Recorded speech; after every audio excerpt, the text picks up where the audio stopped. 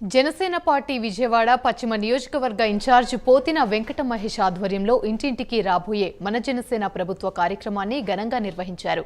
ఇంటింటికి తిరుగుతూ కరపత్రాలు అందజేశారు. ఈ సందర్భంగా మహేష్ మాట్లాడుతూ రానున్న రోజుల్లో సీఎంగా పవన్ కళ్యాణ్ బాధ్యతలు చేపట్టి పేద ప్రజలకు అండగా ఉంటారన్నారు.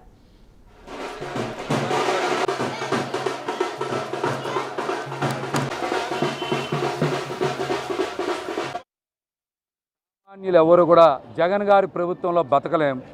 ఈ ప్రభుత్వం చుక్కలు చూపిస్తుంది. ఏదో అనుకొని ఓటేస్తే మా జీవితాలు పాతాళంలోకి వెళ్ళిపోయినాయి. బతకలేకపోతూ ఉన్నాం. చాలా ఇబ్బందులకు గురవుతూ ఉన్నాం.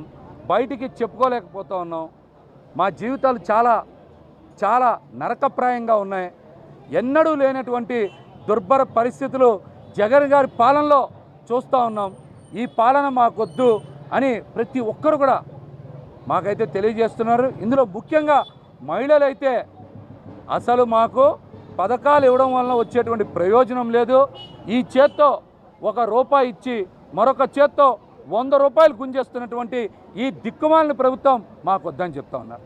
మరికొంతమంది మహిళలైతే జగన్మోహన్ రెడ్డి గారు అమ్మిచ్చేటువంటి మద్యం దాగి మా మగోళ్ళు పిచ్చోళ్ళు అయిపోతూ ఉన్నారు. ఈ రోజున మా ఇళ్ల ముందే పడి దొరులుతూ ఉన్నారు. ఇటువంటి ఇబ్బందికర పరిస్థితులు మాకొద్దు. మద్యం షాపులు రద్దు చేయించాలి. జగన్మోహన్ రెడ్డి గారు మద్యపానం నిషేధం చేస్తామని చెప్పి పెద్ద ఎత్తున మద్యం అమ్మకాలను ప్రోత్సహిస్తూ ఉన్నారు.